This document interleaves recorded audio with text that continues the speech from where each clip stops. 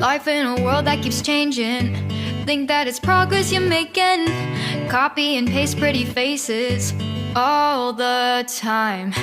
Pictures so perfect we play. Hello, everyone. Welcome to Anointed Lady TV, the home of news and politics. If it is your first time in this channel, you are highly welcome. Thank you so much for stopping by. And if you like what we do on this channel, hit on the subscribe button. Also put on the notification bell so you'll be notified by YouTube anytime we drop a new video. And if you are returning subscribers, thank you very much for always coming back to watch our videos. On this platform, we drop videos every day and we react to every video that come our way. And on this very video, I will be watching with you. And after watching, let's go to the comment section and drop our opinion constructively. Like our videos and also share our videos if possible. See you next time in my next video. I was about to get married and I was searching for a good place to rent, a good house to rent. I met my landlord-to-be, who happened to be an elderly lawyer, who obviously did more real estate than legal practice. I mean, he was mainly just in business of real estate. So when I met him, he let me know that there were 3 categories of people that he would not rent his property to. Of course, he didn't know who I was. And the 3 categories of people that he would not rent his properties to were Igbos, Ijebus, and lawyers. Igbos, Ijebus, and lawyers. He made it very clear to me. I was disqualified on 2 accounts. He then said to me, pointing behind him at a few shriveled-looking books in a small bookshelf behind him, that he had the arsenal to destroy any tenant in court if I gave him any trouble. He later on, of course, discovered to his embarrassment that I was a law teacher and at the time advisor to the then Attorney General of the Federation. And of course, that I'm also Ijebu. I've shared this story to illustrate a point that I think is hugely important, which is that prejudice and bias are natural aspects of human nature. Everyone has prejudices and preferences that are reinforced by stories and narratives that they hear. Prejudice is a function of environment in which one is socialized and the level of exposure that one has. All across this country, different ethnicities are subjects of popular stereotypes, whether it is the notion that Ijebus are stingy, or that Igbos have an excessive love for money, or that the Fulanis are cunning, unforgiving, or more recently, violent, or that the Ebira and the Ika are practitioners of seasoned witchcraft. These are stereotypes, and they are, of course, by the very nature of stereotypes, wild generalizations, most likely to be false and unlikely to hold up to any kind of empirical tests. But they are the narratives people have woven about other tribes and, in fact, people of other religions. Sometimes these stories are repeated so many times that they are soon accepted as facts. And when we accept these stories as facts about other people, and people of other ethnicities and people of other religions, who we have never met with or interacted with, they shape our judgments about them even before they have spoken. Elections, for example, by their very nature, tend to be already divisive. Partisan democratic competition compels us to align ourselves with the camps that most reflect our ideals and aspirations. In a diverse society such as ours, democratic competition is intensified by the socio-cultural cleavages that exist in society. This is true of any heterogeneous society or democracy. In an election cycle in which the major contenders come from different ethno-regional classes or zones, there was always a sense that the competition was going to be particularly intense. But at the same time, it would not be accurate to reduce the election to an ethnic census. As we saw, the contenders performed strongly in parts of the country other than their natal regions. Unfortunately, one of the unsavory tendencies that was witnessed in this election cycle, and has been so in previous ones, but perhaps heightened somewhat, was the weaponization of ethnic, religious, and sectional prejudices in ways that are damaging to social cohesion. Religion was quite clearly made an issue. And in some parts of the country, political biases are introduced even between denominations of the same religion. In some cases, ethnic profiling took place at polling booths. There's a popular female food blogger and YouTuber called Sisi Yemi, a Yoruba woman, who took to her verified Twitter handle to say, and I quote, "My husband and I were not allowed to vote. They said we look like Igbo people. I can't believe this," end of quote. Almost without fail, in every election cycle, politicians have forcefully, either overtly or covertly, sought to persuade voters that voting for their particular candidate or the particular political party they favor is the will of God, and that voting for the opposing party was a violation of the divine will. Repeatedly, we hear of prophets who support political parties one way or the other.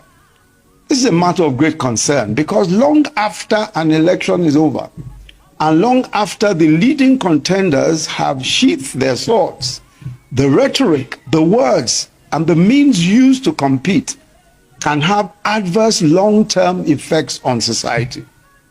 Where the forces of primordial division and polarization are harnessed for the sake of electoral gain, the venom of such devices remain and continue to poison communal relations, setting neighbors against neighbors.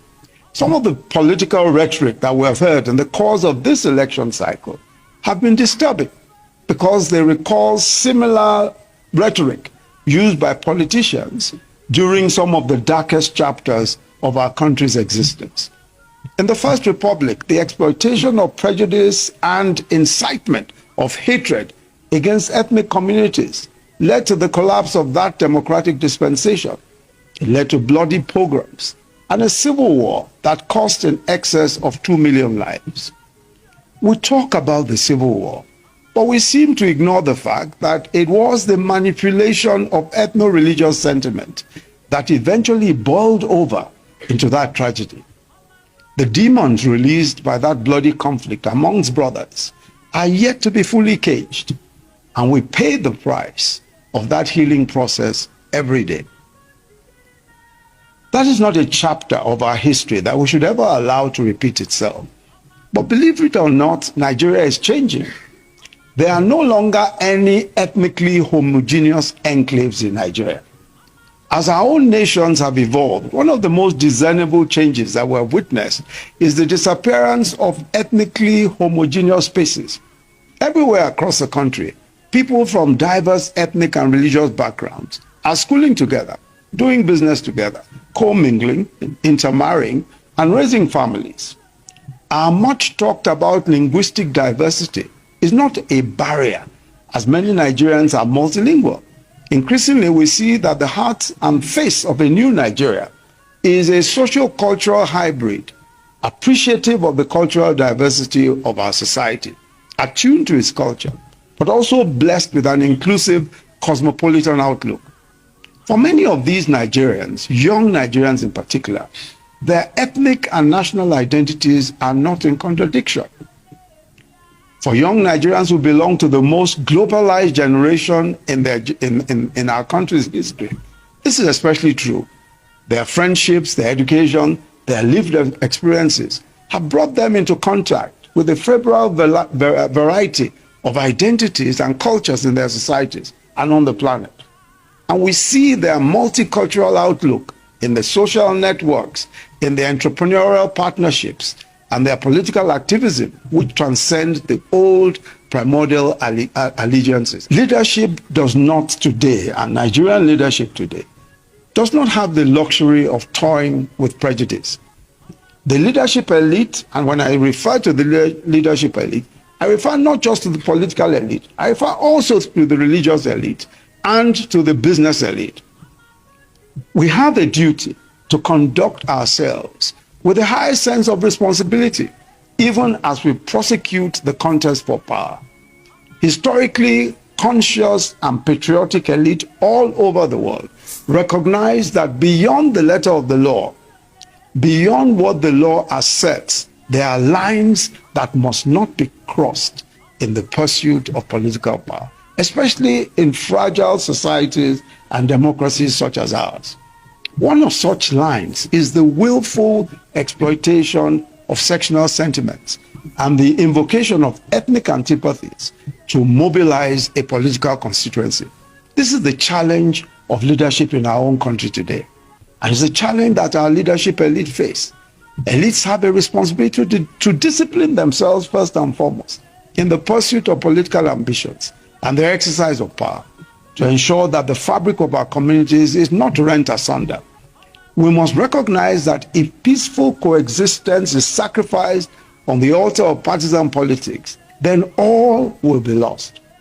I believe that Nigeria is neither unique nor exceptional on account of her diversity.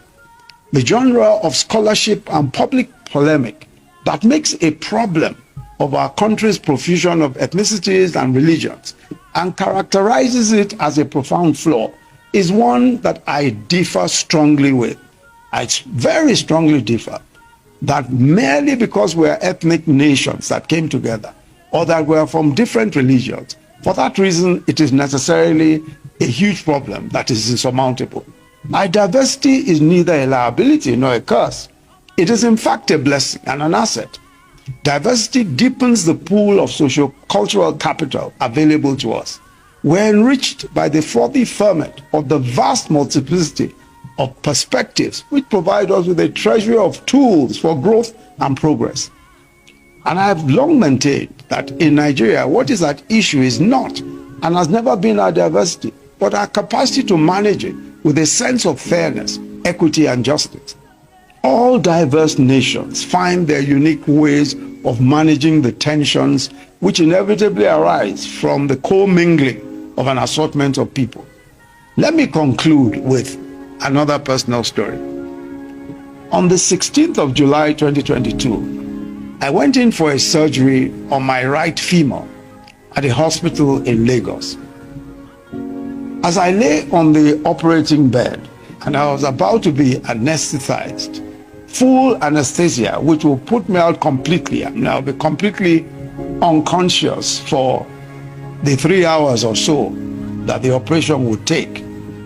Just before I lost consciousness, a thought crossed my mind that I would be absolutely at the mercy of these surgeons and paramedics and anesthesians who surrounded the bed that I was lying on. It struck me that I had actually allowed these people to take over my life, and I had to entrust them with my life. One of them was from the southeast. The head of the team was from Delta. Some were Muslims, some were Christians, some were from the north, some were from the south. In fact, I suspect that one of them, who I spoke to later, did not even believe in God. Yet, as I lay on that bed, it didn't seem to matter where they came from, because they were experts. When we make the decisions that affect our lives and the decisions that affect our children the most, somehow we're able to ignore tribal or religious prejudices. The pilots who flew our planes or who fly our planes, in fact, the pilots about a couple of weeks ago, I was flown to Lagos by 2 female pilots. So for those amongst my team who discriminate against women, they were left entirely in the hands of these 2 ladies who flew us all the way to Lagos. The teachers who teach our children in school, we don't necessarily ask where they're from so long as they are good teachers. The soldiers and other law enforcement agents who put their lives on the line for our safety every day. We don't ask them where they're from, so long as they can do a good job. Even the members of our national football team, we don't care if all of them are called Osibanjo, so long as they can score. We don't care where they're from, and we don't ask those questions. This is the attitude that we must adopt always to build the nation of our dreams. Mobilizing the people of a country as complex and as heterogeneous as ours under the banner of a common purpose was never going to be an easy task. But that's not to say that it's impossible. Let us never forget that although we may speak different languages and belong to different tribes and profess diverse creeds, we are bound by a shared language and a shared hope, by a common humanity as Nigerians, and a supreme faith in all of the possibilities that lie in our country. Thank you very much for listening.